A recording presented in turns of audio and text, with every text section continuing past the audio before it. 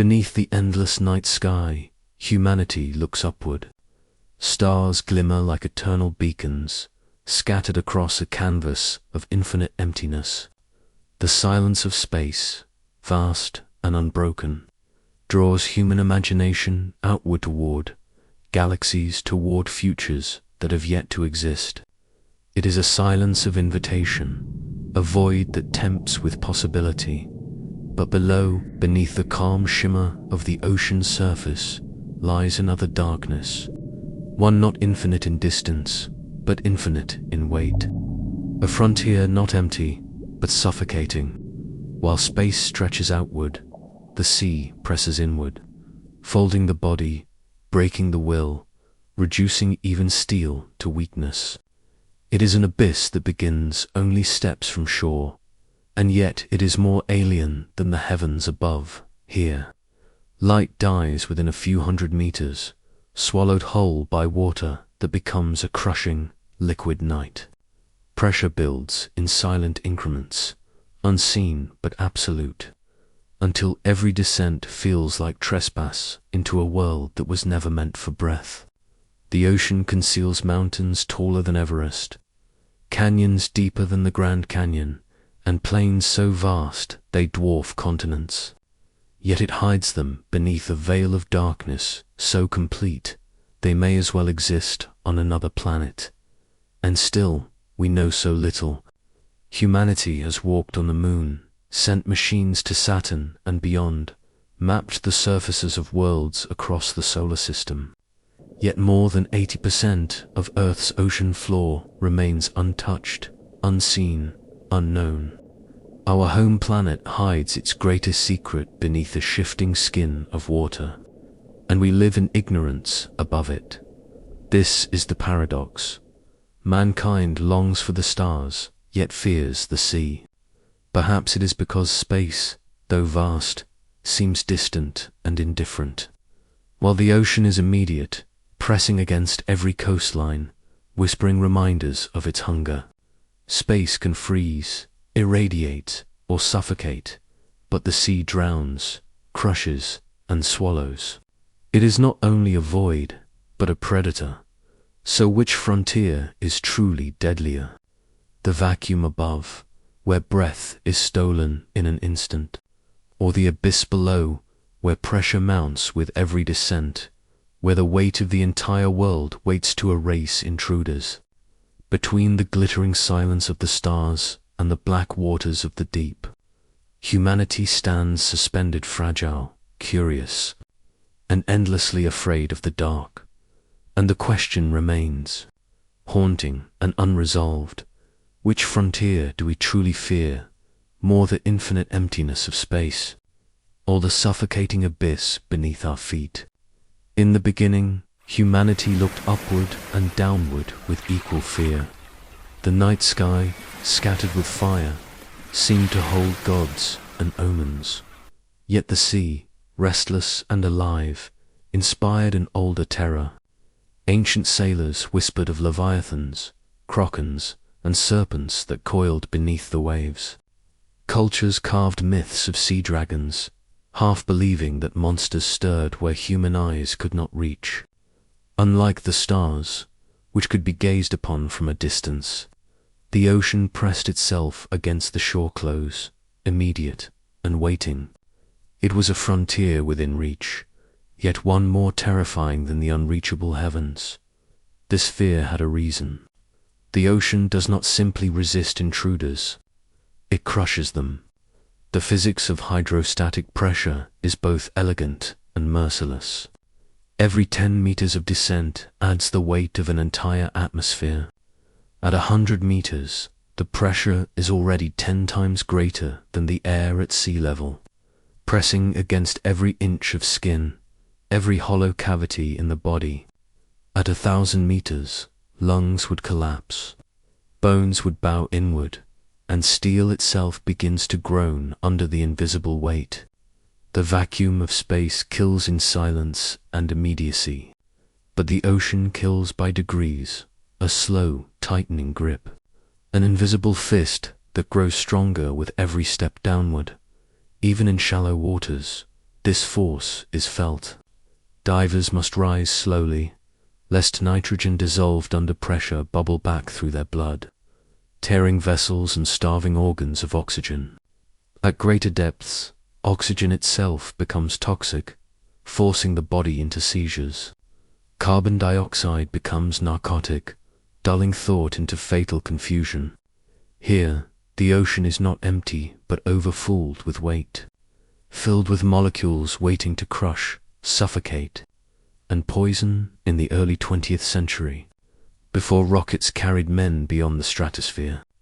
A pair of pioneers chose to face the opposite frontier. William Beebe, a naturalist, and Otis Barton, an engineer, designed a steel sphere they called the bathysphere. It was a fragile, riveted globe, barely large enough for two men, suspended on a cable like a bead of iron descending into eternity. In the summer of 1934, lowered off the coast of Bermuda, they became the first humans to gaze directly into the twilight depths below a kilometer.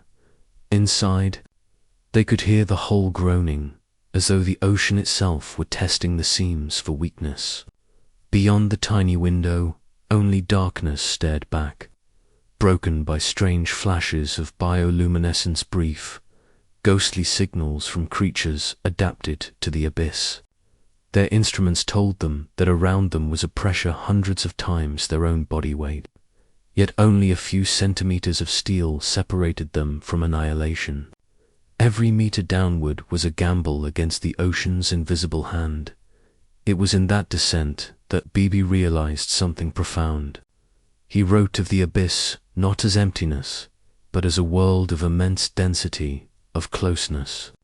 Where space expands outward toward infinity, the ocean folds inward, compressing all who enter. One frontier is defined by distance, the other by endurance. To touch space is to break free of Earth's gravity. To touch the deep is to endure the gravity of Earth multiplied into crushing force. This is the paradox of accessibility. Orbit lies hundreds of kilometers above, yet it is easier to cross than the mere 11 kilometers of the Mariana Trench. This paradox lingers like a question mark over every attempt to understand the sea. Humanity builds rockets that pierce the sky, spacecraft that leave the solar system, but still struggles to send vessels into the full depth of the ocean without failure. It is not distance that defeats us, but pressure. It is not emptiness that terrifies, but fullness. And so, the ocean remains less known than Mars. It is not because it is farther, but because it is near, pressing against us, unforgiving in its silence. The fear of ancient mariners still echoes not in myths of monsters, but in the groaning steel of every submersible, in the mathematics of every dive, in the simple truth that the deeper one goes, the heavier the weight of the world becomes. To understand the deadliness of the sea, we must first descend into the darkness, where light itself begins to die. To descend is to surrender. Each meter downward brings not only physical danger, but also a confrontation with the mind's most ancient fears. In mythology, the sea was not merely water, but a threshold to the underworld. The Greeks imagined Oceanus encircling the world, a river without end. In Norse sagas, Jarmungandr, the serpent of the deep, coiled around the earth, its body vast enough to grip the planet itself.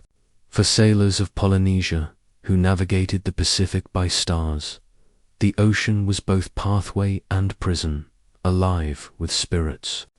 Across cultures, there was a single truth. The sea was not only unknown, it was unknowable. Science, when it began to replace myth, did not diminish this terror. In the 17th century, when natural philosophers first attempted to measure depth with weighted ropes, they found only failure. Their lines vanished into blackness and returned slack, as though the ocean refused to be measured. By the 19th century, with the first deep-sea expeditions like the HMS Challenger, Humans began to accept that the seafloor was not a flat expanse, but a fractured landscape, filled with canyons, ridges, and mountains that dwarfed anything on land. Yet still, these discoveries came, indirectly, from dredges and sounding lines fragments, never full visions. The mystery endured. The obstacle was always pressure. Even the strongest wood ships splintered when storms pressed their hulls. How much more fragile would they be in depths where the water itself was the storm? In 1915, the British ocean liner RMS Lusitania sank off Ireland, carrying nearly 2,000 passengers. The wreck plunged to just 300 feet, depth considered shallow by modern standards. Yet even there, divers found it nearly unreachable with the technology of the time. Beyond that, beyond a few hundred feet, the human body alone could not follow. The ocean was less an environment and more a wall, invisible yet impenetrable. When Beebe and Barton entered their steel sphere in the 1930s, they were stepping into this wall for the first time. The bathysphere had no engines, no power, no freedom. It was a weight on a cable, lowered like bait into the jaws of the deep. The glass of its window was thicker than a man's hand, yet even that seemed inadequate.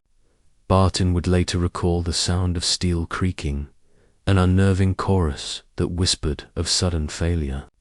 If a seam gave way, they would be crushed in an instant, their bodies dissolved into the water that rushed in.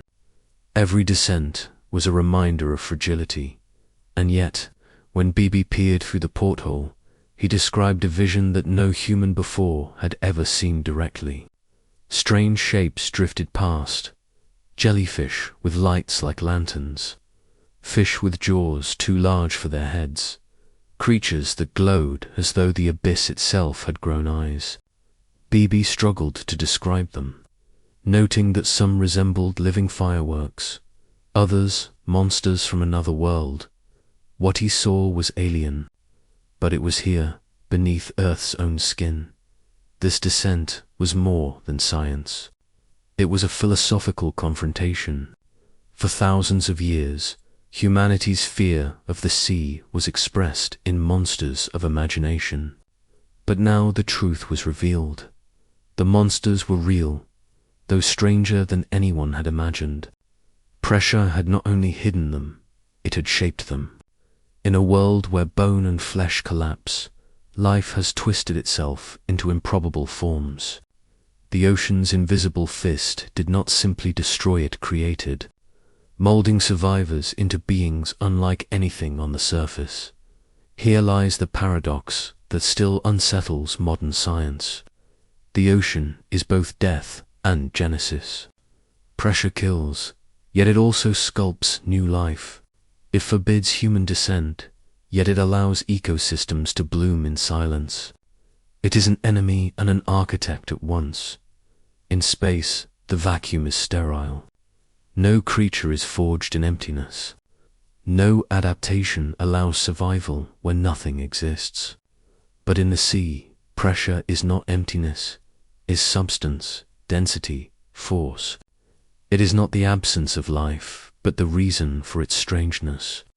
To descend is not only to fight survival, but to witness the creative cruelty of evolution under weight. Modern submersibles, armored with titanium and composites, still groan as they dive. Even the most advanced designs risk implosion if a single flaw exists. Engineers calculate every bolt, every weld, knowing that in the deep there are no second chances. The ocean does not forgive mistakes. A breach is not a leak, is an instant collapse, the vessel imploding like a crushed egg. Inside, there is no escape, and so the ocean remains our most immediate alien world. We fear it not only for its crushing hand, but for the truth it holds. We live on a planet whose surface we inhabit, yet whose depths belong to something else, something heavier, something that resists us at every turn. The ancients may have given these depths to monsters because they sensed this truth that here lies a place not made for human presence, a place where survival is rare and knowledge is bought only at terrible risk. To grasp why the ocean is deadlier than space, one must linger in this paradox, that the most alien environment known to Earth is not beyond the stars, but within the very waters that cradle our coasts. And to confront this paradox fully, the journey must go deeper into the place where light itself vanishes, and darkness becomes eternal. Beneath the restless shimmer of the waves, light begins its slow surrender. At first, it is only a soft dimming, a fading of color as red turns to black, orange to murk, and yellow to gray. But by 200 meters, the blue twilight is extinguished, and the sun's reach collapses. Beyond this boundary, photons, those messengers of the cosmos, are swallowed whole, lost to a silence more complete than night. In space, darkness is never absolute. The universe may be a void, yet it is a void stitched with stars, each one a beacon across unimaginable distance. The astronaut who looks outward sees eternity pricked with fire, but the diver who looks downward into the sea sees nothing. No flicker, no distant glow. The ocean does not scatter light, it devours it. It is not a sky filled with stars, it's the absence of sky itself. By 1,000 meters, the world is unbroken black. Here, even the brightest day above is erased, and human vision ceases to matter. Eyes, those instruments tuned to the sun, are blind in this abyss. To descend is to enter a realm not simply unseen, but actively unseen. It is a darkness so dense it seems alive, pressing against glass, against skin, against thought, and yet, within this night, something astonishing occurs. Where light dies, life itself finds a way to right its own fire. Tiny sparks flicker in the blacker drifting lanternfish, its flanks marked with glowing beads. A siphon oar stretches like a living constellation, a thread of luminous colonies spanning tens of meters, pulsing with rhythm. The anglerfish waits in silence, its lure a phantom candle swaying in the void. These are not reflections of the sun. They are inventions of evolution, lights crafted in defiance of the abyss. Bioluminesce is not rare here. It is the rule. Nearly 90% of creatures in the mid-water zone possess some ability to glow, shaping darkness into signals, lures, and weapons. To a lanternfish, light is language. To a predator, it is bait. To prey, it is a shield, a sudden flash to blind the hunter. Every pulse is a negotiation with survival, every flicker a gamble in the eternal night. This, too, carries paradox. In the cosmos, vision expands outward. Telescopes drink starlight, stretching the reach of human eyes across billions of light. But in the sea, vision contracts. Eyes shrink, adapt, or vanish altogether, conceding to the futility of sight. Some creatures drift eyeless, guided not by light but by vibrations, chemicals, or currents. Others, like the colossal squid, evolve eyes larger than dinner plates, tuned to catch the faintest glimmer of bioluminescent prey. In one direction, the universe invites us to see further. In the other, the ocean demands that we stop seeing at all. Scientists have called this twilight boundary the mesopelagic, yet the word feels too clinical for what it represents. It is less a layer of ocean and more a frontier of existence, where life must choose to extinguish the eye, or to build a lantern within its own flesh. It is an alien compromise, found not among stars, but within water that once seemed familiar. The abyss, then, is not merely dark. It is active darkness, a living black hole on Earth, unlike the void of space. It does not simply stretch outward, it swallows inward, pulling all radiance into itself. And unlike a black hole, it does not destroy everything it consumes. It takes light and rewrites it, bending photons into biologies for the human imagination. This darkness has always been unbearable. When William Beebe first glimpsed bioluminescent life from the bathysphere, he spoke not as a scientist, but as though he were describing alien skies. Living fireworks, he called them. He had expected a void. Instead, he found a theater of lights, flickering silently in patterns no human yet understood. But this theater remains one of the least observed ecosystems on Earth. Satellites can map the farthest galaxies, but they cannot see through seawater. To glimpse this world, machines must descend in person. Blind instruments carrying fragile cameras, or explorers willing to risk the crushing hand of pressure. Every minute spent in this night comes at immense cost. Every observation pulled from the abyss like a secret stolen against its will. And still, the deeper truth is clear. The vanishing of light is not an ending. It is the beginning of another way of living. In this darkness, life proves itself more adaptable, more inventive, than in the sunlit shallows above. Yet the abyss offers no comfort. The creatures that glow do not glow for us. Their lights are signals in a language we do not speak, messages passed in currents we cannot feel. To them, the abyss is not hostile, it is home. To us, it remains impenetrable. As the descent continues, the darkness grows thicker. Bioluminescence becomes less frequent, its sparks spread thin across miles of black.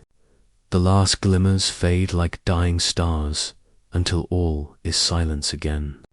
What remains is not light, but the weight of darkness itself. And so the question deepens. If the ocean is capable of erasing the sun, what else does it conceal in the shadows beyond sight? Where light dies, life itself rewrites its rules. Deeper still, the abyss grows, not only darker but colder, as if night itself were infused into the very water. At depths beyond 1,000 meters, temperatures stabilize near freezing in unyielding chill that has persisted for millions of years.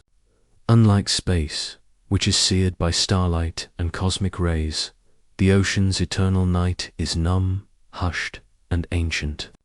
Each drop of water has journeyed here slowly, sinking from the surface in great oceanic circulations, carrying whispers of sunlight it will never see again.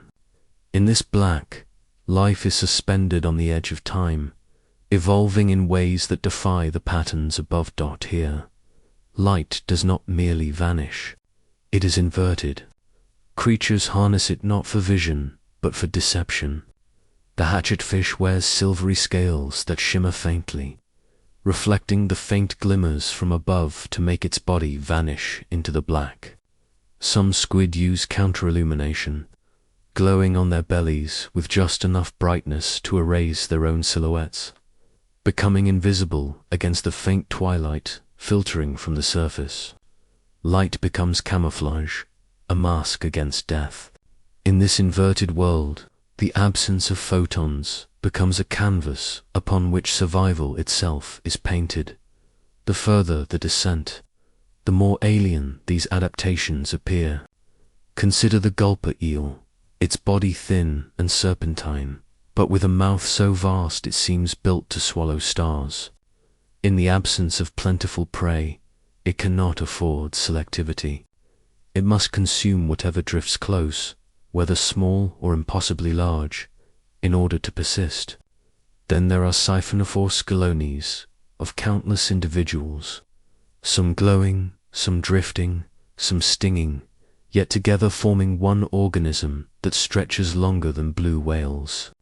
In the abyss, individuality blurs, and light becomes the thread that ties many into one. And still, the paradox remains. This darkness, so absolute and suffocating to human eyes, is crowded with life. Recent studies suggest that twilight and midnight zones may contain more biomass than the sunlit surface above. Billions upon billions of lanternfish rise and fall with the cycle of night and day, performing the largest migration on Earth every 24 hours. They move upward under the veil of darkness to feed, then retreat into the abyss when light threatens exposure. This migration has occurred for millions of years, unseen by human eyes, a secret tide hidden within darkness. It is as if the ocean itself breathes, inhaling life into its depths, exhaling it upward again, always beyond our gaze. Even the silence of this darkness is deceptive, for while it seems still, the abyss is alive with signals. Some organisms emit brief, sharp flashes, like the shutter of a cosmic camera. Others glow in long pulses, weaving trails of radiance across the black. Still others emit red light, invisible to most predators, but not to their chosen prey. It is a secret spectrum one denied to us, for human eyes evolved to the sun's palette, not the abyssal code. To enter this place is to be mute and blind among beings who see and speak in colors we cannot imagine. For those who have glimpsed it, the experience is uncanny. Scientists describe it as floating in a night sky, turned upside down, stars beneath, stars beside, stars that move and vanish at will. But unlike the stars above, these lights are ephemeral. They appear, flicker, and die within seconds, each one a fleeting act of survival. This is not the eternal light of the cosmos, but the fragile light of hunger and fear. The abyss, then, does not merely erase light. It rewrites the laws of what light means. No longer a gift of the sun, no longer an energy to be harvested for growth, it becomes a weapon, a trap, a decoy. Light is life, but here it is also death. This paradox whispers something profound. The deeper one descends, the further one travels, not only from the sun, but from the very assumptions of what life is. At the ocean's surface, life is sculpted by light. In the abyss, life is sculpted by the absence of it. And so the descent continues. The faint glimmers fade with each 100 meters, until even the brightest bioluminescence becomes rare. Past 2,000 meters, the darkness hardens into permanence. The abyss begins to resemble silence itself, as though the earth has drawn a curtain over all that lies below. What remains then is a mystery. For if creatures can make light in the absence of the sun, what other secrets might they conceal in their flesh? What other powers might be born in a world where the laws of life are unrecognizable to us? Where light dies, life itself rewrites its rules. And deeper still, rules themselves may collapse into something we have yet to name. Beneath the crushing silence of the abyss, far beyond the reach of light, lies a revelation that overturned everything science once believed about life. It was 1977, along the Galapagos Rift, when a small submersible called Alvin descended into waters no human had seen before. The crew expected emptiness, a desert of rock and cold, devoid of energy. Instead, their light swept across chimneys of stone, venting black clouds of superheated fluid into the ocean. And around those vents, life swarmed in bewildering abundance. There were worms longer than a man's arm, standing upright like red-plumed forests. White crabs clambered across sulfur-stained rock. Mussel beds stretched into the distance, clinging to mineral pillars that smoked like the chimneys of an underworld. It was not merely life, it was thriving, pulsing, crowded, as though the ocean floor itself had given birth to an alien. Civilization, the foundation of this world, was unlike anything imagined. On the surface, all life is written by sunlight. The chlorophyll of leaves, the energy of algae, the harvest of plankton trace their ancestry back to photons falling from the sky. But here, in the abyss, where the sun is erased, another script was being written. Microbes drew energy not from light, but from chemicals vented from Earth's crust: hydrogen sulfide, methane, iron, manganese. This was geosynthesis, life fueled by the planet's own heat and minerals. The Earth itself was the sun, hidden beneath rock and water. The discovery shook biology to its core. If ecosystems could exist without the sun, then sunlight was not the universal rule it had once seemed. Life had proven it could bend itself around other sources of energy, thriving where conditions appeared impossible. This meant that Earth was not limited to one blueprint for survival. It meant that our imagination of life, and where it could exist, had been far too narrow. The creatures themselves seemed designed to stun the human gaze. The giant tube worms, Riftia pachyptala, rose meters high, their blood-red plumes pulsing with hemoglobin as rich as that of mammals. They had no mouth, no stomach. Instead, they housed colonies of bacteria within their bodies, which fed them directly from the chemistry of the vent. In this symbiosis, two forms of existence had fused into one, thriving in the deep as though they had always belonged there and around them. Extremophiles bacteria that defied temperature, pressure, and acidity. Some thrived in waters hotter than boiling, where heat alone should have unraveled their proteins. Others endured heavy metals or pH levels more corrosive than acid rain. These microbes, invisible to the eye, hinted at a flexibility in life's code that stretched beyond any human assumption. For the scientists who first saw it, the vents were more than a biological discovery, they were a philosophical awakening. If life could bloom in the abyss, far from sunlight, could it not also bloom beneath the ice of Europa, where a hidden ocean is stirred by tidal heat? Could it not drift in Enceladus's geysers, where Saturn's moon releases plumes of water rich with salts and organics? The abyss was no longer only Earth's mystery. It had become Earth's laboratory for other worlds. The black smokers, those towering chimneys, spewing mineral clouds, stood like alien architecture, glowing faintly in the submersible's lights. Around them, entire ecosystems orbited their chemistry as though these vents were stars of their own miniature universes.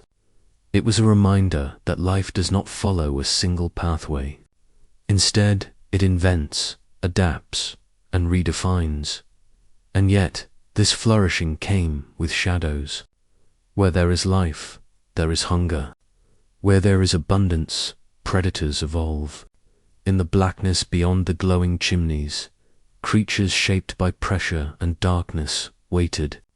The abyss was not only a cradle for life, it was also a crucible, forging survival into something monstrous. But where there is life, there are also predator creatures, shaped by the abyss into monsters of survival. The vents were not uniform. Some were black smokers, their plumes loaded with sulfides that stained the water as if the earth itself bled ink. Others were white smokers, cooler, laced with silica and barium, exhaling pale clouds that drifted like underwater ghosts. Each type gave rise to different kingdoms of life, as though every chimney were its own world, with laws written in minerals instead of sunlight. To gaze upon them was to see miniature galaxies, where stone stars birthed ecosystems around their fiery cores. But the most startling revelation was not only that life thrived, it was how quickly it had appeared. Within years of a vent erupting, barren basalt became crowded with creatures. The earth, it seemed, was eager to repopulate itself from within, seeding life wherever chemistry allowed. Biologists studying these sites began to wonder, Were such vents not merely refuges for life, but perhaps its birthplace? Could the very first spark of biology have been struck here 4 billion years ago in the crucible of rock and water? The theory is compelling.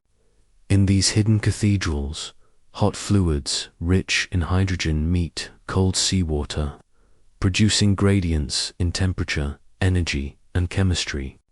Minerals form porous structures, riddled with microscopic chambers.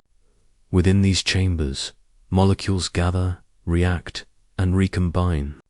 Some researchers suggest that in this labyrinth of stone, the building blocks of DNA may have assembled, shielded from radiation above and fed by the planet's own restless heat. If true, then the abyss is not simply a refuge, it is Genesis itself. And if Genesis can happen here, in such unlikely darkness, why not elsewhere?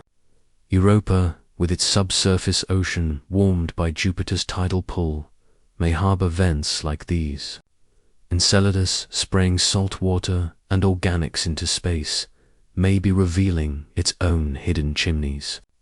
Even distant Titan, with seas of methane, tempts speculation that life could bloom on chemistry alien to us, yet familiar to the pattern Earth has shown.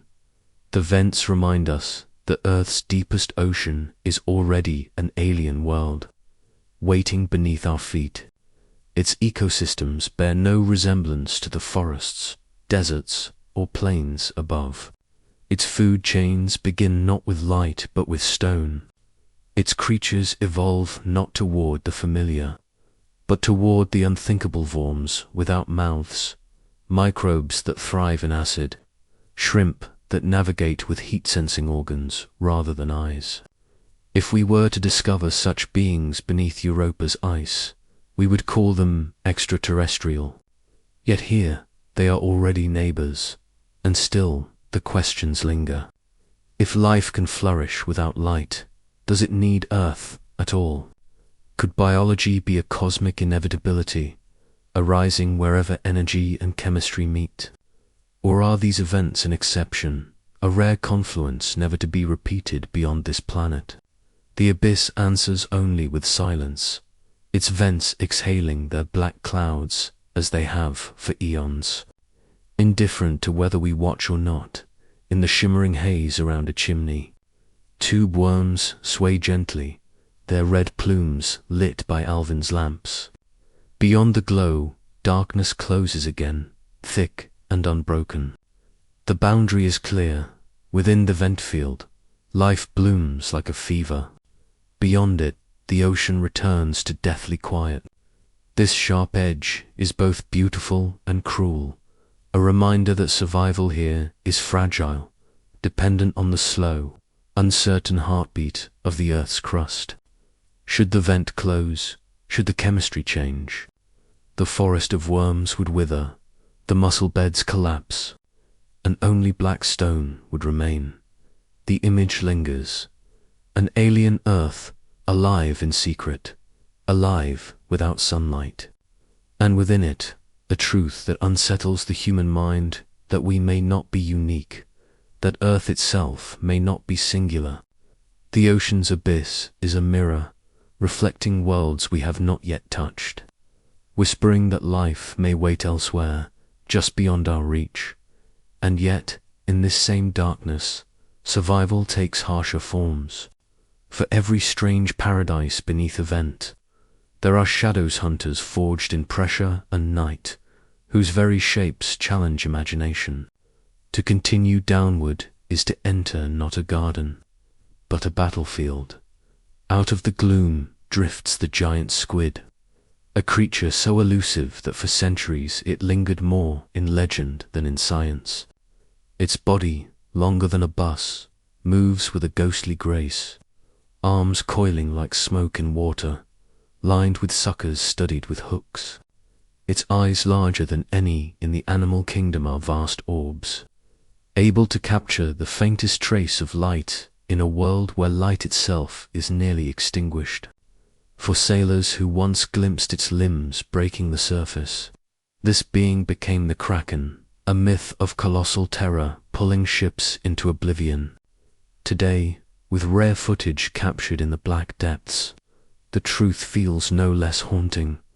Along the seabed, armored giants crawl where they should not exist. The giant isopodkin to the pillbugs of gardens has been stretched by evolution into a pale, armored beast the size of a newborn child. It moves with unsettling slowness, scavenging on the remains of fallen whales and fish, capable of fasting for years. Nearby, the Japanese spider crab extends legs wider than a man is tall, its spindly form resembling a drowned skeleton come alive, walking patiently through centuries. Each of these leviathans embodies a phenomenon known as deep-sea gigantism. In the abyss, where energy is scarce and predation is unpredictable, size becomes survival. Larger bodies conserve heat, endure starvation, and fend off predators. Growth is slow, metabolism restrained, time itself is stretched, allowing life to sprawl into monstrous forms.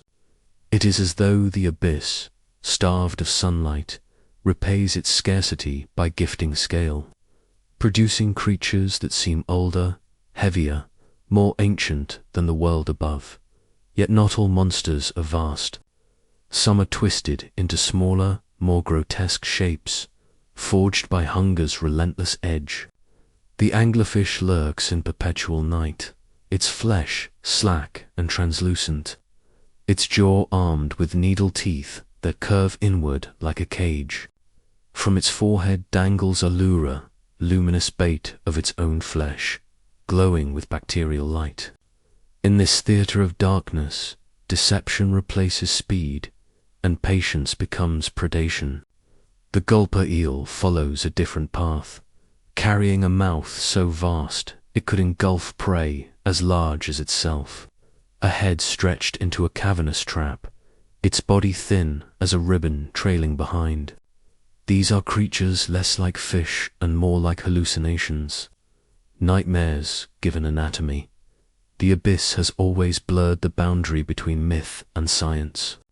For centuries, sailors told stories of beasts that rose from black water serpents stretching across horizons, eyes glowing in the night, shapes no one could comprehend. To those who crossed the seas with no maps, the monsters of the deep were not imagination but possibility. And though modern science has dissolved much of myth, fragments remain disturbingly real. Giant squids, once dismissed as legend, have been photographed in living flesh. Shark species still appear in fishing nets that resemble relics of prehistory. Even the coelacanth, thought extinct for 66 million years, emerged alive from the depths in the 20th century, its fins moving like ancient machinery. The abyss continues to reveal that myth is often just science awaiting discovery. But the greatest terror lies not in the shapes of these creatures, but in what they imply.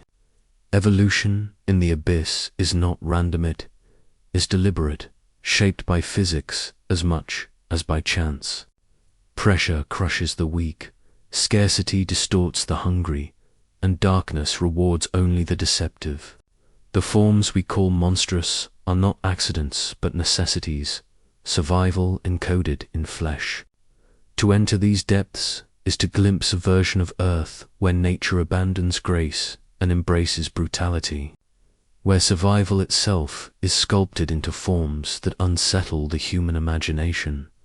In the lamplight of submersibles, when these beings drift from shadow into view, they do not look like earthly creatures. They look like emissaries from another planet, as though the ocean itself were preparing us for the faces we may one day encounter beyond Earth. If alien worlds harbor life, perhaps they will not greet us with the familiar, but with the grotesque, the strange, the disproportionate, the monstrous. The abyss, then, is not only a graveyard of myths, but a mirror of possibility. Its creatures remind us that life adapts not to beauty, but to survival. And in survival's forge, the results are often terrifying. Yet, for all its monsters, the deep holds another truth.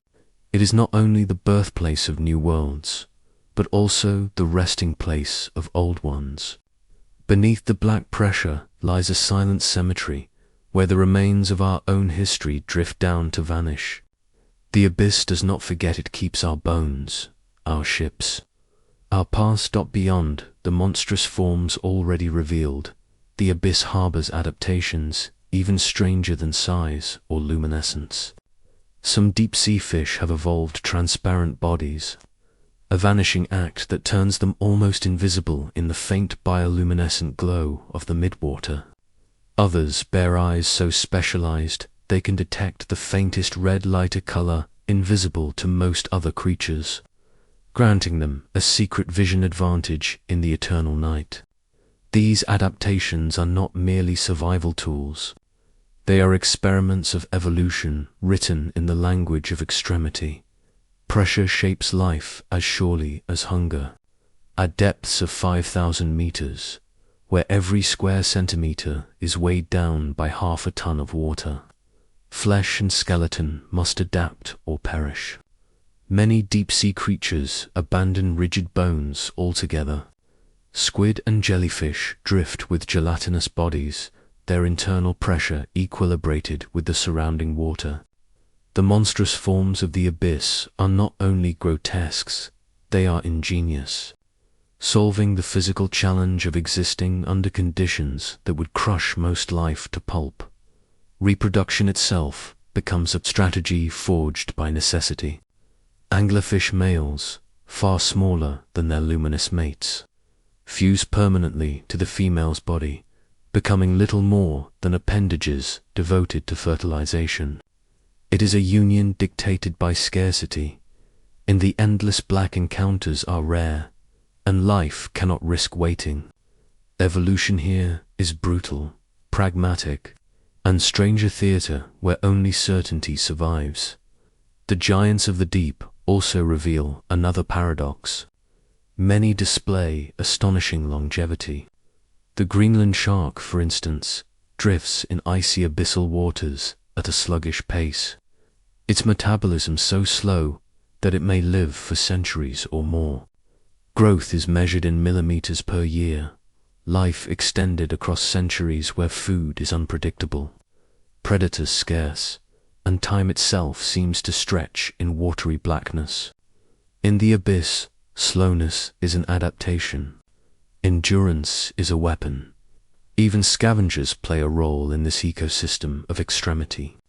Deep-sea amphipods, shrimp, and hagfish thrive on the carcasses that drift from the surface.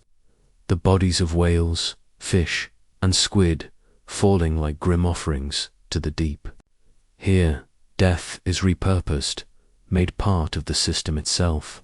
Every predator depends on the unseen labor of the and every spark of life, from colossal squid to microscopic bacterias, linked in a chain balanced precariously on scarcity and invention. The abyssal food web, though unseen by human eyes, is astonishingly complex. Some predators are ambush specialists, lying in wait in near-total darkness, using bioluminescent lures or subtle vibrations to draw prey close. Others are migrators, rising thousands of meters at night to feed, then retreating to shadowy depths during the day. In this world, strategy surpasses speed. Cunning and patience are more important than brute strength. Even behavior reflects the extremity of the environment. Deep-sea octopuses use jet propulsion to glide silently across the floor, their webbed arms camouflaged against rock and sediment. Crustaceans excavate burrows that shield them from predators and maintain access to scarce food.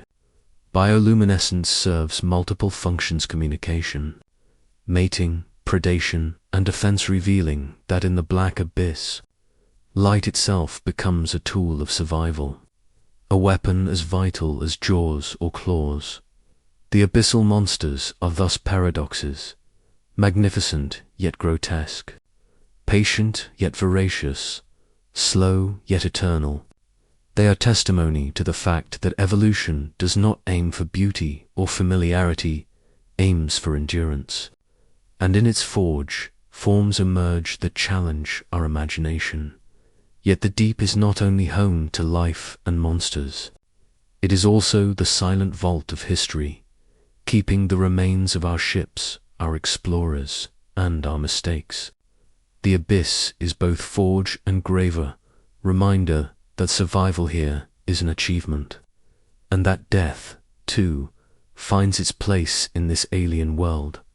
In this realm, the sea does not merely preserve it, transforms. Salt water corrodes metal with a patience that rivals geological time, leaching iron into flakes and clouds of rust. Microbes, unseen and relentless, devour organic matter, consuming wood, leather, and flesh in a silent, methodical ceremony. Even bodies, once buried in coffins, eventually become one with the water, as if the ocean itself insists that all is transitory. Yet paradoxically, some aspects endure.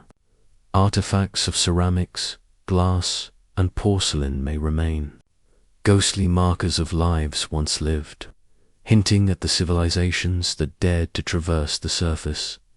The abyss holds human history differently than space does. In orbit, debris drifts indefinitely, satellites, rockets, and probes frozen in motion, suspended in silence for millennia. In the sea, however, memory is devoured. Here, entropy reigns as actively as biology. Steel dissolves with decays, flesh returns to the cycle of life, and even hulls are gradually ingested by microbial armies. The ocean is not a neutral vacuum. It is a digestive organ for history, a slow but inexorable archivist that chooses what to reveal and what to erase. Yet there is poetry in this consumption. The sea transforms tragedy into a quiet continuum. Titanic's grand chandeliers lie buried in sediment, yet the stories of its passengers drift across generations, carried in memory and imagination. Submarines lost in war vanish into darkness, yet the abyss keeps their secrets, unbroken and absolute. In a sense, the ocean is more alive than space. It remembers selectively, reshapes the past, and challenges us to reconcile our mortality with the vast processes that unfold beneath the surface. The human presence in the abyss is both fragile and fleeting. Divers and submersibles, armed with the latest technology, can glimpse these sunken relics, yet their presence is ephemeral. Cameras capture ghostly images of decayed decks and rusting propellers, only to leave them once more to darkness. And always, the ocean reshapes what it holds, ensuring that even memory is provisional. One moment, a skeletonized hull may protrude from the sand. The next, sediment slides across it, burying it again, hiding the details, leaving only suggestion. Some human tragedies are still more intimate.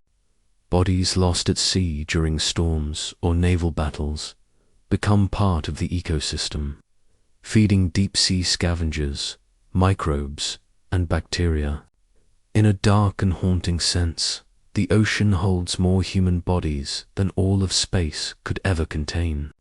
The abyssal plains, trenches, and basins form an acropolis more populous than any city. Yet it is silent, invisible, and impossible to catalogue. Here, death is omnipresent, inevitable, yet strangely egalitarian. The rich, the poor, the daring, the reckless are equalized beneath the crushing pressure. The sea is a paradoxical archivist. It devours evidence with ruthless efficiency, yet preserves mysteries that tease human curiosity. Metal may collapse, wood may rot, and flesh may vanish, but the marks remain, the way a ship twisted in the current, the scar of a torpedo strike, the pattern of sediment that hints at catastrophic collapse. For oceanographers, These are clumsy puzzle pieces of vanished worlds. For the lay observer, they are reminders of mortality, ambition, and the invisible power of water. Yet the abyss is not passive. While much of it lies in silence, some dangers move, hunt, and strike with sudden fury.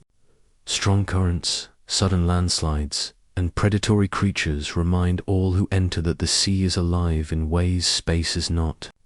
It does not merely archive, it reacts, reshapes, and enforces its own rules, often violently, ensuring that human arrogance remains tempered by fear. But not all dangers are still. Some rise, move, and strike with fury, reminding us that the ocean's power is as immediate as it is eternal. The ocean, as a tomb, extends far beyond the grand wrecks that capture human imagination. Smaller vessels, fishing boats, and even aircraft that plunge into the sea become part of the same quiet graveyard. In shallow waters, remnants are sometimes visible, corroded holes jutting from the sand like skeletal fingers reaching for the sun. In the deep, at abyssal depths, these artifacts vanish entirely, swallowed by darkness, sediment, and microbial processes that operate on scales of decades to centuries. The line between the living and the dead blurs. The remnants of human ambition merge with the rhythms of the ocean itself. Salt water itself is a meticulous sculptor. Metals oxidize, forming layers of rust that can obscure the original structure, while simultaneously protecting inner sections from collapse. Microbial communities colonize every surface, feasting on organic matter, and creating microhabitats for other bacteria such as Halomonas titanicae, discovered on the Titanic's wreck, accelerate the corrosion of iron, yet in doing so, they also produce unique mineral formations, unintended preservation hidden within decay. The ocean becomes both destroyer and archivist, simultaneously erasing and creating, consuming and chronicling. The human body, too, is transformed by the abyss. In shallow waters, decomposition is rapid, aided by scavengers and oxygen-rich currents. In the deeper zones, where temperatures hover near freezing and oxygen levels are low, the process slows dramatically, sometimes resulting in partial preservation for years. Yet even this fragile endurance is temporary. The crushing pressure and microbial armies ensure that nothing is eternal. It is a reminder that the ocean does not preserve in the romantic sense. It negotiates with time, offering brief glimpses of permanence only to reclaim them relentlessly. And yet, there is a haunting beauty in this process. The wrecks of warships and cargo vessels, encrusted with barnacles, corals, and sponges, become new ecosystems. Fish weave through broken decks, crabs scuttle along rusted chains, and microbial mats cover metal like living tapestries. Death begets life, creating a paradoxical landscape where tragedy becomes a foundation for rebirth. In this way, the ocean's tomb is not silent, it teems with quiet activity, a subterranean pulse beneath human memory. The abyss also archives human error on a monumental scale. Storms claimed fleets long before maps could chart their routes. Collisions, miscalculations, and mechanical failures are recorded in wreckage scattered across the globe, yet invisible to all but those who ventured deep enough. Each bent hull, cracked hull plate, or dislodged propeller tells a story of hubris, ambition, and the fragile line between survival and catastrophe. In the vastness of the sea, these stories accumulate, creating a ledger of human endeavor and mortality, written not in ink, but in metal and sediment, in contrast to space, where debris drifts unchanging in silent orbit. The ocean consumes and transforms everything, A satellite broken in orbit will remain intact for decades or centuries, tracing a predictable path across the sky. A shipwreck, by contrast, is alive in decay. It dissolves, sinks, collapses, and becomes part of the living ocean. Memory is impermanent here, and yet the ocean retains its lessons hidden in chemical traces, in the patterns of corroded metal, in the sediment layers that slowly reclaim the past. Perhaps the most unsettling truth is scale. The abyss contains more human remains than the sum of space's known debris. From drowned sailors to lost submarines, from aircraft lost in storms to sunken fishing fleets, the ocean quietly accumulates the consequences of human presence. Unlike space, it does not reward endurance or invention. It merely absorbs, indifferent to fame or importance. The sea reminds us that ambition has limits, and that the vastness of water can dwarf the most daring human achievements. But the tomb is not only passive, nor is its silence absolute. For currents, surges, and predator-driven chaos remind us that even in death, the abyss is dynamic, a force that moves, reshapes, and punishes without warning. The ocean is never still. Even when it appears calm under a glassy sky, it moves with a pulse that is invisible, relentless, and merciless. Beneath the placid surface, currents twist and torque, converging and colliding with a force that can bend metal and crush steel. It is here that the sea reveals itself as a predator, patient and eternal, breathing beneath the hulls of ships and the feet of those who dare to walk its edge. Among the most feared of its assaults are rogue waves. These are not mere storms at sea, but sudden, towering walls of water that rise 30 meters or more from the troughs around them.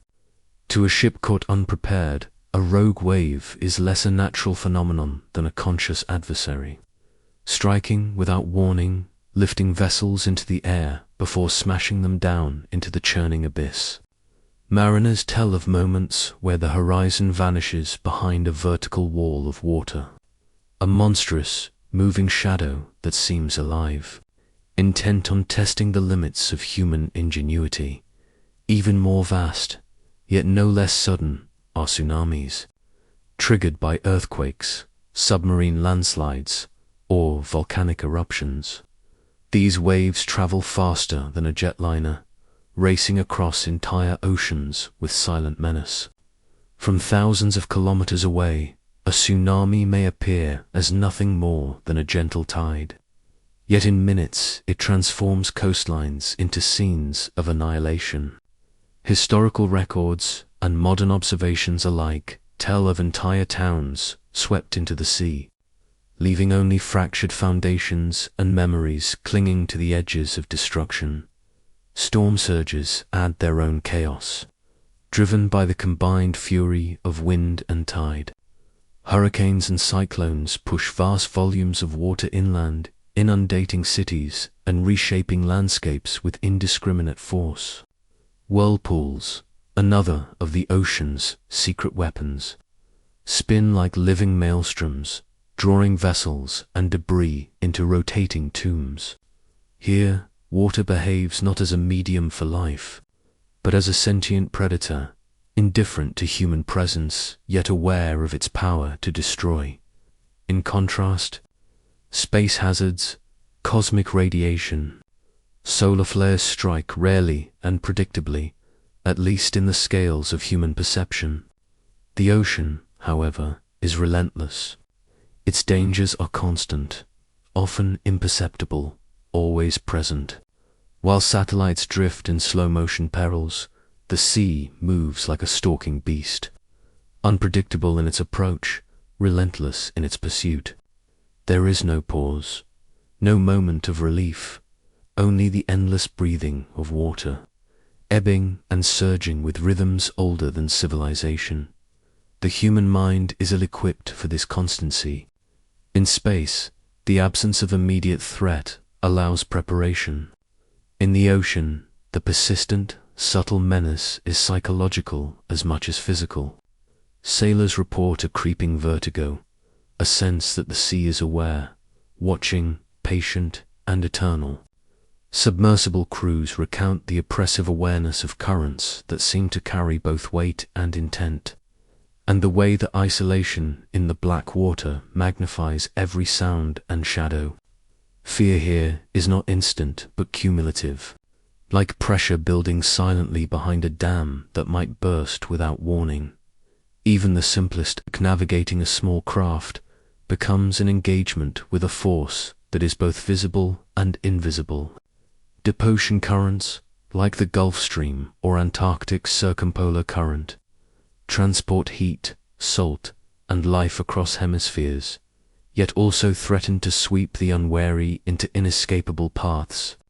Underwater topography amplifies these flows, creating sudden surges, dangerous eddies, and unseen maelstroms. The ocean is alive in its motion, and life in this predator's domain requires constant vigilance. The imagery is cinematic.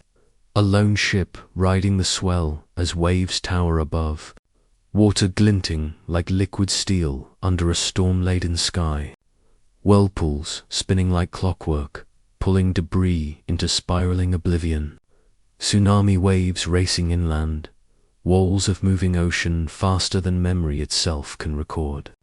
It is a stage set by the planet itself, where the forces of geology, meteorology, and hydrodynamics combine into a predator without intent, yet no less lethal for its indifference. Yet the sea's predator is not only physical, it challenges perception, endurance, and courage. Long exposure to its vastness can erode the mind, fostering awe, dread, and a creeping understanding of one's own insignificance. The constant motion, the unpredictable fury, the omnipresence of death all weigh on consciousness in ways rare in any other environment. And yet, the ocean's greatest danger may be what it does to the human mind, bending reality, distorting time, and whispering that the abyss is eternal while we are fleeting. Even beyond the monumental forces of waves and currents, the ocean wields subtler, insidious dangers.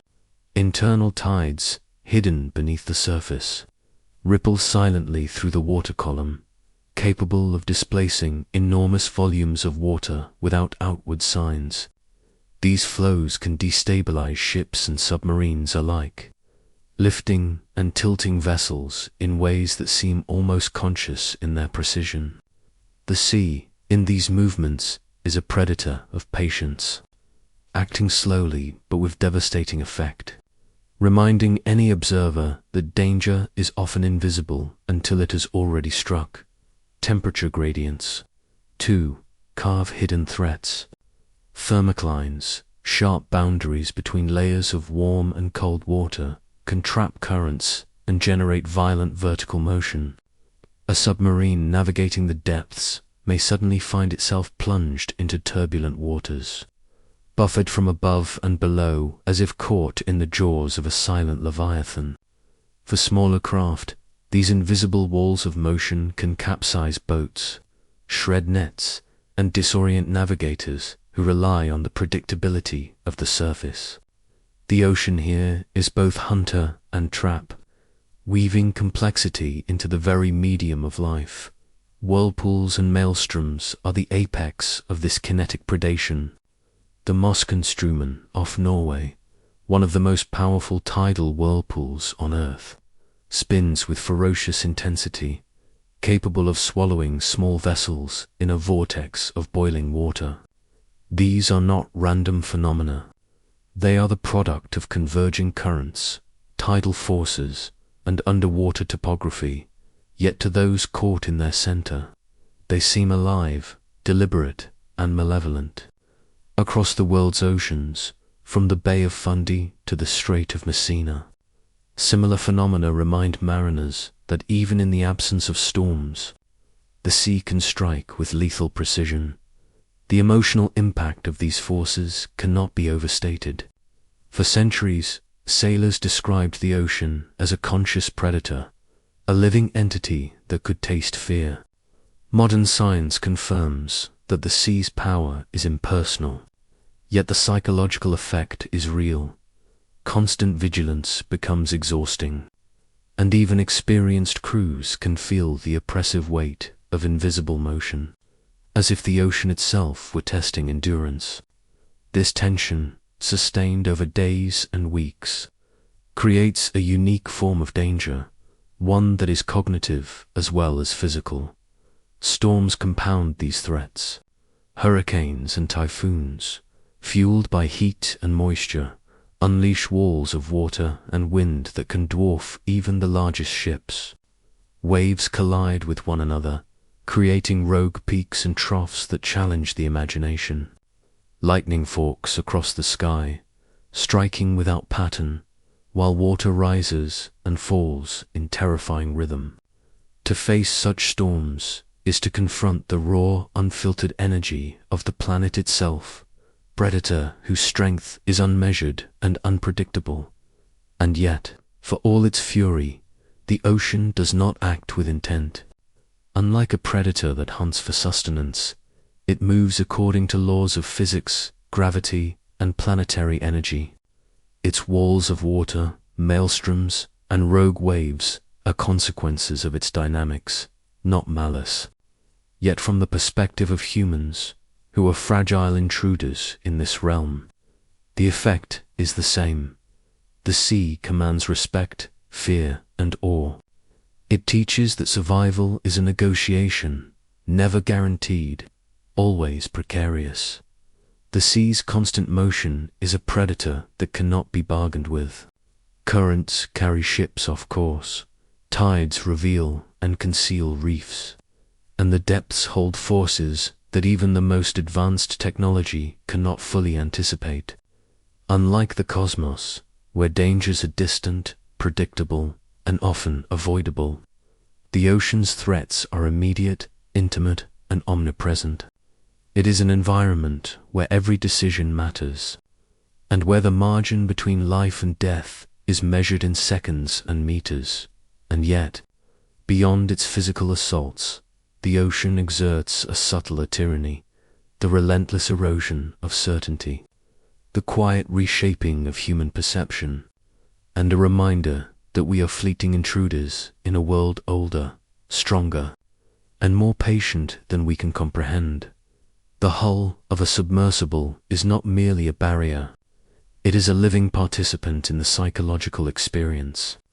As pressure increases, the metal groans and flexes imperceptibly, reminding occupants of forces far beyond human control. Every creak, every shiver of steel resonates like a whisper from the abyss, suggesting that the ocean itself is aware, observing, waiting.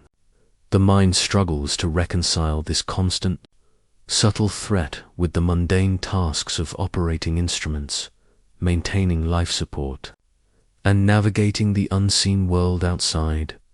Claustrophobia in the deep is not simply fear of tight spaces, is a complex interaction between isolation, vulnerability, and the vastness beyond the vessel. The aquanaut floats in a confined bubble of safety, surrounded by kilometers of darkness that absorbs sound, light, and orientation. Here, the absence of familiar environmental cues distorts time, memory, and perception. Minutes stretch into hours, hours into days, and the mind begins to fill the void with imagined threats. Shadows on instrument panels become monsters. Currents heard through the hull sound like distant predators, and the silence between the pulses of life support seems almost alive. Historical disasters amplify the stakes of this psychological battle. Submarines like the Kursk and the Thresher did not only succumb to mechanical failure, they became theaters where human minds faced the abyss in its most intimate form, entrapped, powerless, aware of the incomprehensible forces pressing from all sides. Crews experienced terror beyond description. The boundary between external danger and internal panic blurred, and in many cases, it was the weight of psychological stress alongside physical pressure that determined survival. Survival in this domain demands mastery not only over machines, but over the mind itself. Life support systems, sonar, navigation controls, and communication networks offer a semblance of control, yet the ultimate challenge lies within the individual. Resisting panic, maintaining focus, and interpreting sensory input correctly become as vital as oxygen itself. In the psychological abyss, clarity of thought is a weapon against the ocean's subtle assault, where even minor errors can cascade into catastrophe. The analogy to space is stark. Astronauts confront vacuum and radiation, yet their environment is vast and open, allowing perception to stretch outward, giving a sense of perspective. In contrast, the aquanaut is enveloped, confined, swallowed. The mind feels the weight of water more acutely than gravity. The ocean is not merely an external challenge, but an internal one. Here, depth is measured not only in meters, but in the capacity to resist the pull of fear, isolation, and time distorted by darkness. Experiments in undersea habitats reveal the astonishing adaptability of human cognition. Over days and weeks, aquanauts develop routines, rituals, and mental scaffolding to maintain sanity. Yet even with training, the ocean's psychological pressure is unrelenting. It seeps into dreams, distorts perception, and magnifies uncertainty. Communication delays, minor equipment failures, or subtle shifts in currents become crises in miniature, each threatening to tip the fragile balance of calm into panic. And yet, within this crucible, resilience emerges. Individuals adapt, finding poetry in observation, fascination in unseen organisms, and awe in the silent rhythms of the deep. The same darkness that threatens the mind becomes a mirror, reflecting the human capacity for endurance, focus, and reverence. It is here, in the interplay between fragility and resilience, that the ocean's deepest lessons unfold. Engineering for the deep is not only about survival, it shapes our capacity to interact with life itself. Submersibles bring us face to face with creatures adapted to pressure, darkness, and isolation. They allow observation of ecosystems that exist independently of sunlight, where chemical energy drives life in forms entirely alien to surface perception.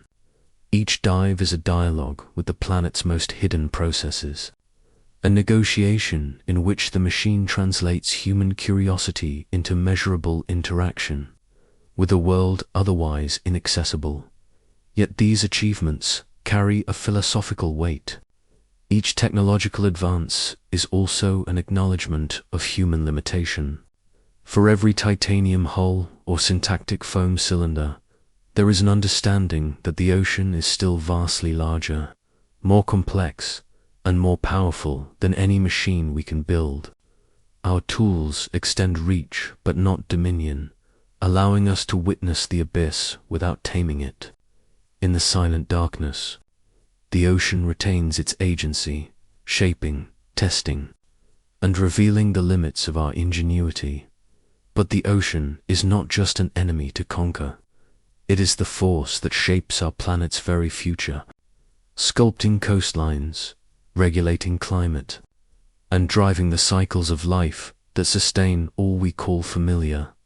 Even with the most advanced machines, the ocean asserts its presence through unpredictability. Currents can buffet a submersible against unseen ridges.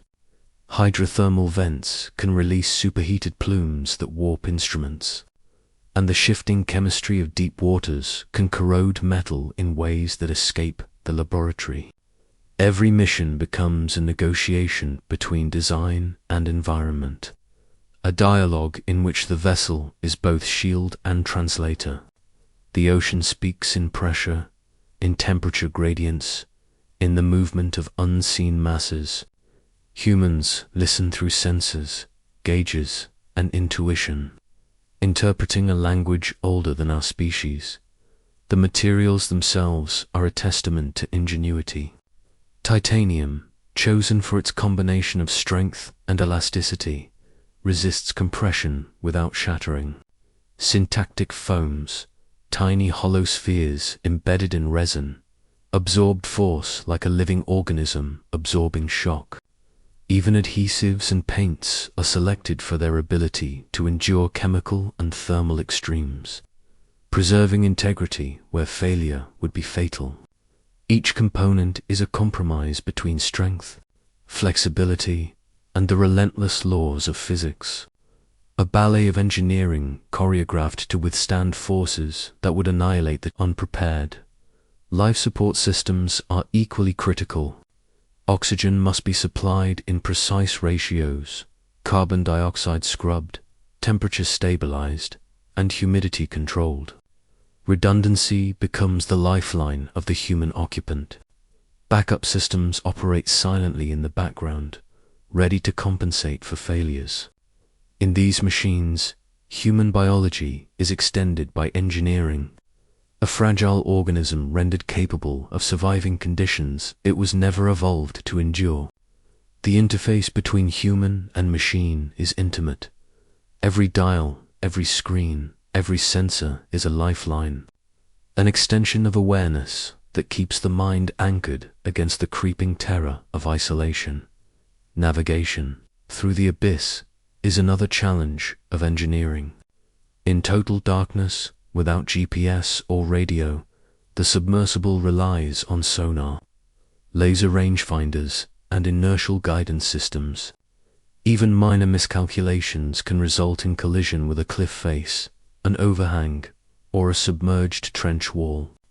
The ocean's topography is alien and fluid, shifting subtly over time due to tectonics, sediment flow, and volcanic activity.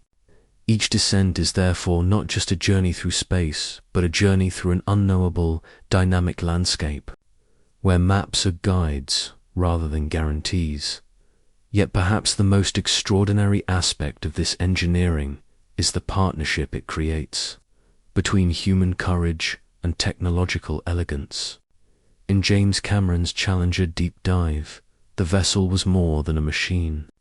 It was a collaborator, translating human intent into movement and perception in a realm no person could endure alone. Every decision when to descend, how to orient the craft, when to illuminate the surroundings, required precise coordination with the machine, a harmony of cognition and mechanical reliability. The success of such missions is measured not only in distance reached, but in the seamless integration of human intuition with engineered resilience. Looking forward, speculative technologies promise to extend this partnership further. Imagine autonomous or semi-autonomous submersibles capable of exploring the hadal zones while maintaining real-time feedback loops with human operators at the surface. Flexible, adaptive hulls inspired by deep-sea organisms could allow vehicles to bend rather than resist under extreme pressure. Swarms of robotic probes might accompany a manned vessel, scouting ahead and mapping hazards in 3 dimensions, effectively turning the ocean from an unpredictable threat into a navigable environment of discovery. All these achievements, however, underline a profound truth. The ocean is neither enemy nor allied, is a measure of human limits and creativity. Each descent, each innovation illuminates the boundaries of possibility, and every successful mission is a testament not to conquest but to understanding. In confronting crushing depths, darkness, and isolation, humans do not dominate the ocean. They negotiate with it, crafting tools that extend perception and endurance, and learning, in the process, humility before a force that predates humanity itself. But the ocean is not just an enemy to conquer. It is the force that shapes our planet's very future, sculpting coastlines, regulating climate, and driving the cycles of life that sustain all we call familiar. The ocean is a force that moves beyond the physical, extending its influence across the climate, the biosphere, and the trajectory of civilization itself.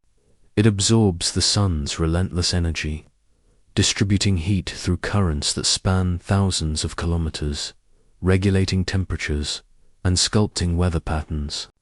The Gulf Stream carries warmth from equatorial waters to northern latitudes, while the Antarctic circumpolar current threads the frigid south, connecting oceans in a vast, invisible circulatory system.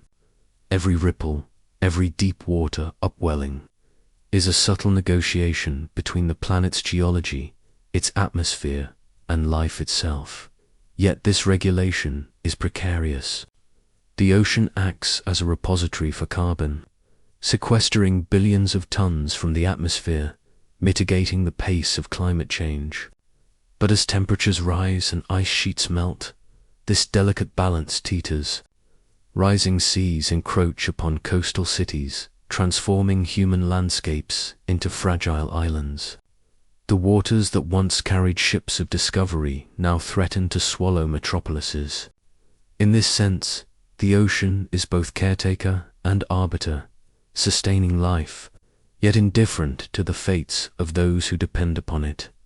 Beneath its surface lie further, hidden judgments.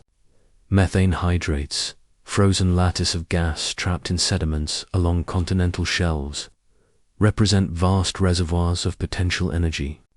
If destabilized by warming oceans or deep-sea disturbance, these compounds could erupt into the atmosphere, accelerating warming and triggering feedback loops beyond immediate human control. The deep sea is, in essence, a time bomb, vast, patient, and unconcerned with our calendars. It is a reminder that the ocean does not act with malice, it acts with consequence. Responding to forces with impartial inevitability, human intrusion into these fragile systems adds another layer of risk. Deep-sea mining, trawling, and exploration disrupt ecosystems that have evolved over millions of years. Microbial mats, hydrothermal communities, and ancient coral structures are sensitive to even minor perturbations. Here, humanity's ambition meets the ocean's scale, and our actions ripple outward in ways both observable and imperceptible. In seeking resources, we trespass into realms where the consequences are delayed but profound, and where the ocean's judgment is neither immediate nor forgiving. Philosophically, this chapter of oceanic reckoning reflects a deeper mirror. The sea reveals the limits of human foresight and control. Space is often called the final frontier, yet its hazards are distant and largely avoidable. The ocean, by contrast, surrounds, penetrates, and interconnects with life itself. It is immediate, omnipresent, and intimately entwined with our survival. Its deadliness is not simply a matter of crushing pressure or predatory creatures. It is the broader reckoning of a system far older and wiser than humanity, responding to imbalance, overreach, and neglect with inevitability. The cinematic image is stark. Glaciers calving into the sea with thunderous crashes. Plankton blooms, glowing beneath storm-darkened waters. Currents wrapping continents like ribbons of liquid steel, and methane plumes silently seeping from deep-sea sediments. Each visual reinforces the ocean's duality as both nurturer and judge. It is not a malevolent force, yet it holds power over existence that no technology can entirely command. Perhaps the deadliness of the ocean lies not in what it does to us, but in what it reflects back, the fragility, ambition, and hubris of a species daring to live on a planet governed by a vast, patient, and indifferent sea dot below the horizon. The ocean mirrors this alien hostility, though in an altogether different guise. Its darkness is dense, liquid, and immediate. Pressure rises by a ton with every 10 meters descended, a tangible, crushing presence. Creatures of grotesque wonder move in this eternal night, adapted to survive by light of their own making. Yet the human intruder feels the abyss like an embrace that seeks to squeeze life from bone and breath. Whereas space kills in absence, the ocean kills in presence. An ever-pressing reminder of physical limits. Humanity's compulsion to confront both realms seems a paradox. Space is distant, dangerous, yet alluring an invitation to transcend earthly bounds. The ocean is intimate, surrounding, suffocating, and endlessly mysterious. And yet, we descend into both. We engineer suits and submersibles, rockets and life support systems, mastering technology just enough to brush against annihilation. Each mission, whether to challenge a deep or low Earth orbit, is a rehearsal against mortality, a study in the choreography between courage, curiosity, and fear. Speculatively, the ocean may be more than a frontier. It is practice for worlds beyond our own. Europa, Enceladus, and other icy moons harbor oceans hidden beneath kilometers of ice. The organisms that survive in our own deep seas, thriving without sunlight, extracting energy from chemical reactions, withstanding crushing pressures, might be analogues for life elsewhere. Every dive, every sonar mapping, every chemical analysis is preparation for alien seas that await, perhaps hostile, perhaps nurturing, certainly unknown. In this sense, the deadliness of Earth's oceans is not an endpoint, but a primer. An education in survival for a species that dreams beyond its cradle. The final cinematic image lingers. A lone submersible moving through black waters, illuminated only by its own faint light, mirrored by a solitary probe drifting through the cold void of space. Distant stars glinting like distant coral. One is liquid and alive, the other empty and eternal, yet both exacting in their demands. Both are arenas where human fragility is tested, where imagination meets physical law, and where the measure of courage is not simply survival, but understanding. Is the ocean truly deadlier than space, or is it the same abyss, wearing water instead of stars? Between sea and sky, humanity stands fragile, forever caught between two infinities of darkness, the ocean and space. Though superficially so different, are united by one quality. Their vastness is incomprehensible. In space, this incomprehensibility is expressed as distance and emptiness.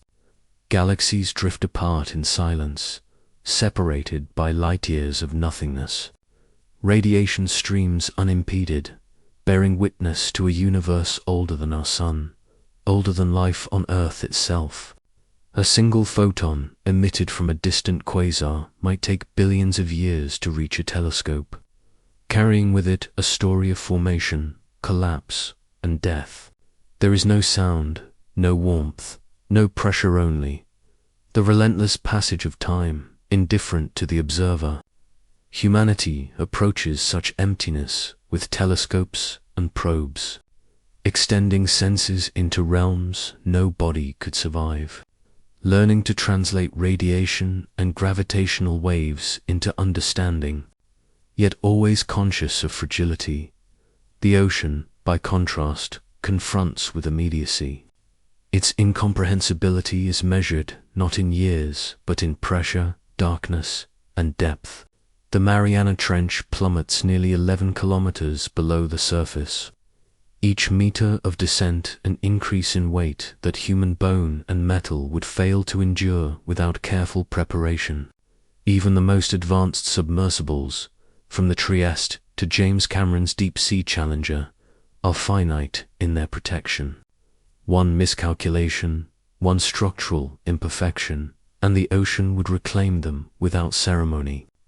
Unlike space, which can be approached in stages, with orbits and satellites as incremental steps, the ocean is a relentless wall. To descend is to submit fully to its force. Consider the psychological contrast. In space, the mind confronts void, a beauty tempered by mortality, but with a horizon that can, in principle, be circumnavigated. In the ocean's depths, darkness is tangible, pressing, invasive. Isolation is not abstract. The steel hull above and around is both shield and cage. The water seems alive, each current a whisper, each pressure fluctuation a message from an unknowable sentience. The groaning of a hull under stress is not just mechanical. It is a heartbeat of the abyss, reminding the occupant of vulnerability, of the thin line between life and oblivion. Sealab, Nemo, and submarine experiments reveal the subtle erosion of cognition under these conditions. Hallucinations, paranoia, and the creeping weight of dread become as dangerous as the physical environment itself. Yet humanity persists, drawn by curiosity, by ambition, by a deep compulsion to confront the unknown. The same impulse sends astronauts into orbit, risking suffocation in vacuum, exposure to radiation, and isolation in a capsule smaller than a living room. Both endeavors, oceanic and space explorational, lessons in humility. In each, the mind must reconcile with fragility, the body with limits, and technology with imperfection. Engineers and scientists construct suits, submersibles, spacecraft, and life support systems. But these are not tools of domination. They are mediators, intermediaries that allow humans to touch the edge of annihilation and return. Each descent and ascent, each orbit and re-entry, is a negotiation with mortality itself. The biology of each environment underscores the contrast further. In the deep ocean, life adapts to darkness, crushing pressure, and extreme cold. Bioluminescent organisms produce light not for warmth or energy, but for survival, signaling, attracting, and deceiving. Hydrothermal vent communities thrive without sunlight, relying on chemosynthesis life, sustained purely by the chemical energy of the Earth itself. Space, by comparison, offers no such refuge. Life beyond Earth must be contained, shielded, or artificially sustained. The vacuum does not nurture. It annihilates.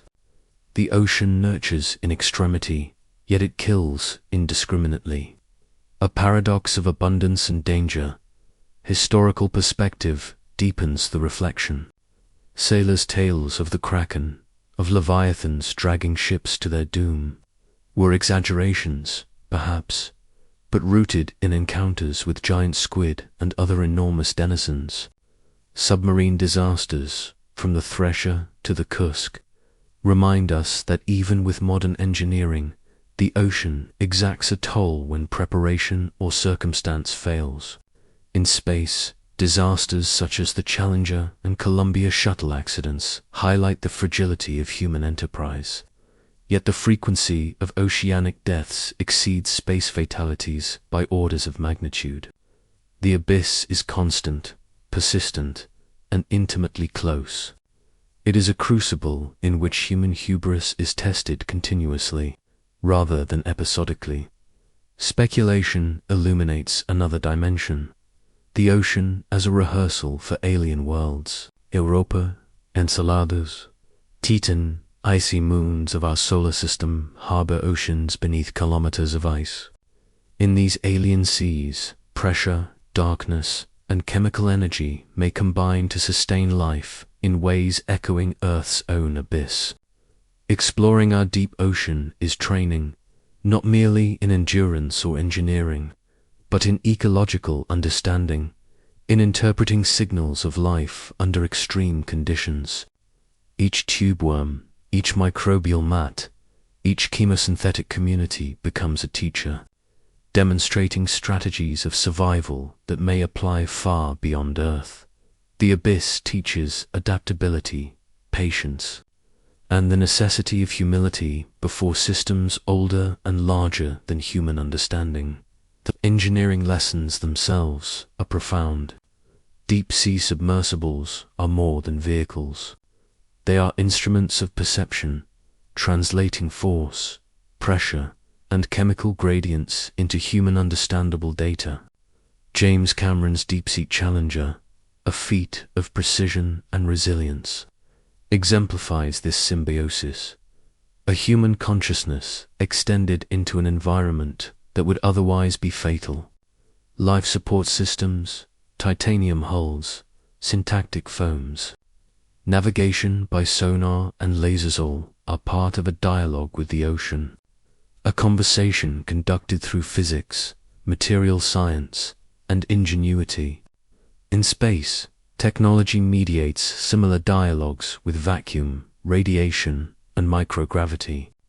The environments differ, but the principles risk, adaptation, negotiation are shared. Cinematic imagery reinforces this continuum. Picture a submersible's light slicing through the black water, illuminating swirls of bioluminescence as alien forms drift silently. Above, stars glimmer against cosmic darkness, and a probe floats, distant, fragile, yet alive with instrumentation and intent. One environment is liquid, immediate, and tactile. The other, gaseous, distant, and abstract. One presses and crushes. The other entices and erases. Yet both exact the same lesson. Human fragility is profound, and understanding is earned. Never given, philosophically, reflection deepens as comparison sharpens. The ocean and space are mirrors of mortality and curiosity. Both are extreme, alien, and unknowable in their entirety. One kills with presence, one with absence, yet both challenge perception, courage, and ingenuity. In confronting these realms, humanity reveals not only the limits of biology and engineering, but also the nature of curiosity, itself a desire to reach beyond, to touch, to understand, and to survive. Perhaps it is not a question of which is deadlier, but of what each demands: respect, preparation, an awareness of scale, from the abyss of the Mariana Trench to the vacuum of interstellar space. There is continuity in experience. Isolation, risk, and the confrontation with environments indifferent to human survival form the core of exploration. In both, the mind must expand to encompass the alien logic of the realm. In the ocean, currents and pressure govern. In space, radiation and vacuum. The body must yield to suit, vessel, or life support, and the mind must navigate uncertainty, interpret signals, and manage fear. The parallel is instructive. Mastery is never absolute. Survival is negotiation, awareness, and adaptation. Consider the role of observation. In the ocean, sonar echoes, pressure gradients, and chemical sensors replace vision. In space, telescopes, radiation detectors, and spectrometers replace touch. In each case, humans extend perception through technology, translating the alien into data, and then into knowledge. The process is gradual, iterative, and rarely complete. In both realms, understanding is provisional, subject to revision, and limited by the constraints of human endurance. This provisionality is part of the awe, part of the philosophical weight carried by explorers. The ocean reflects back human ambition in ways that space does not. Sea levels rising from melting ice sheets, acidification from excess CO2, and disruption of ecosystems all demonstrate that interference with this system has consequences immediate and tangible. In space, hazards are largely encountered as individuals venture outward. On Earth, the ocean's deadliness is collective. It interacts with civilization itself, shaping weather, geography, and habitability. Humanity is not merely observed by the ocean, it is affected by it, in survival, economy, and psychology. Finally, the narrative returns to fragility, between the crushing weight of water and the vacuum of space, between alien bioluminescent forests and endless cosmic darkness. Humanity stands as a fragile observer, learner, and participant. The desire to explore, to confront danger, to measure oneself against extremes, is universal, ancient, and perhaps evolutionary. Curiosity is inseparable from vulnerability. In facing both extremes, humans discover the limits of biology, psychology, and technology, and the boundless capacity for ingenuity, reflection, and adaptation. The ocean and the sky, the abyss beneath and the void above, are complementary teachers. Each death, disaster, or close call reinforces lessons learned elsewhere. Each success illuminates possibilities beyond imagination. The abyss is neither conquered nor defeated. It is engaged, studied, and respected. Its deadliness is a mirror, reflecting human courage, folly, and the relentless compulsion to know.